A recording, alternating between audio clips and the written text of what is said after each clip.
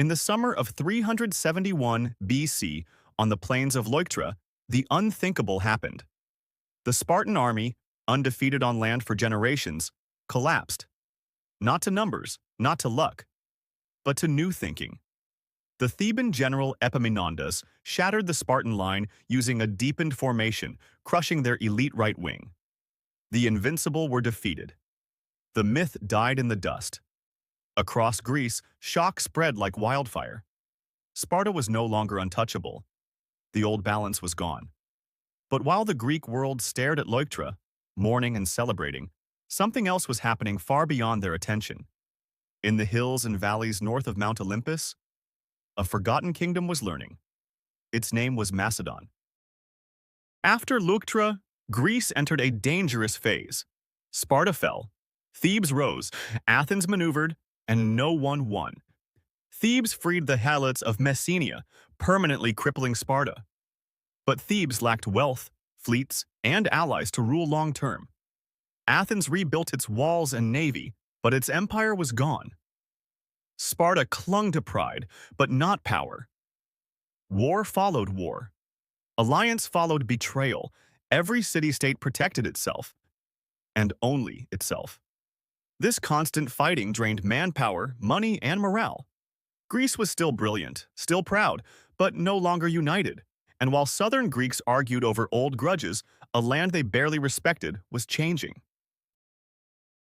To most Greeks, Macedon barely counted as Greek. Its people spoke a rough dialect. Its kings ruled like tribal chiefs. Its nobles drank, hunted, and fought on horseback. Athenians called them semi-barbarians. Yet Macedon sat on something Greece lacked: vast forests for shipbuilding, rich silver and gold mines, open land perfect for cavalry. Still, Macedon was weak, raided by Illyrians from the west, threatened by Thracians from the east, torn apart by dynastic murder. Kings died young. Princes were exiled or killed. The throne was a death sentence. In 359 BC, Macedon faced total collapse. That was the year Philip became king. Philip was not meant to rule. He was the youngest son, once taken hostage and sent to Thebes, the same city that had crushed Sparta. There, Philip watched closely. He studied. The deepened phalanx, discipline over tradition, leadership based on adaptability. When Philip returned to Macedon, he returned to chaos. Enemies invaded. Pretenders claimed the throne. The army was demoralized and obsolete. Philip did not panic. He reformed everything. Philip understood a brutal truth. Macedon could not beat Greece by copying it. It had to outgrow it. Philip introduced a weapon never seen before: the sarissa, a pike over 6 meters long. Macedonian infantry now fought in deep, disciplined blocks, bristling with spear points before enemies even reached sword range. Professional soldiers. Unlike Greek citizen militias, Macedonian soldiers trained year-round, paid by the state, loyal to the king, not a city assembly. Philip didn't rely on infantry alone. He integrated heavy cavalry, light troops and skirmishers, siege engineers. This was not a Greek army, this was something new. Philip did not announce his rise. He moved quietly. First, he crushed the Illyrians who had killed his predecessor. Then, he secured Macedon's borders. Then he took control of gold mines, funding his army. Only then did he look south. To the Greek city-states, Philip seemed useful. He fought their enemies. He restored temples. He spoke Greek fluently. He praised Greek culture. Athens argued internally. One voice warned them. Demosthenes, the Athenian orator, delivered fiery speeches, the Philippics, calling Philip a tyrant, a threat, a conqueror. Most Athenians ignored him. Why fear Macedon when Greece had always defeated outsiders? They underestimated Philip. When central Greece erupted in the Sacred War, Philip stepped in, not as an invader, but as a protector of Apollo's temple at Delphi. Greek states invited him. This was the turning point.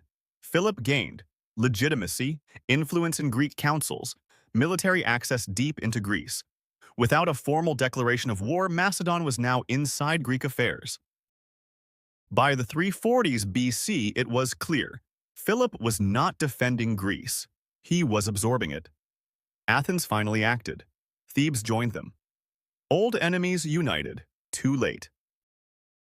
On a summer day in 338 BC, near the town of Chaeronea, the fate of Greece was decided. Athens and Thebes fielded their best armies. The Sacred Band of Thebes stood firm. Elite warriors sworn to die together. Philip commanded the Macedonian center. On the flank rode his son, Alexander, only 18. The battle was brutal. Philip feigned retreat. The Athenians pursued. Then Alexander struck. Leading the companion cavalry, he smashed into the Theban line, destroying the Sacred Band to the last man. The Greek line collapsed. It was over. Philip did not burn Athens. He did not massacre cities. He did something smarter. He formed the League of Corinth. Greek states retained autonomy. Macedon controlled foreign policy. Philip was supreme commander. Greece was unified under Macedon. For the first time in history, the Greek world stood together, not by choice. Philip announced his next goal: Persia, the ancient enemy of Greece, the richest empire on earth, but Philip would never march. In 336 BC, he was assassinated. His son inherited everything: a unified Greece, a professional army, a world ready to be conquered. His name was Alexander. And this was only the beginning. Subscribe to stay connected with the unfolding stories of our shared past.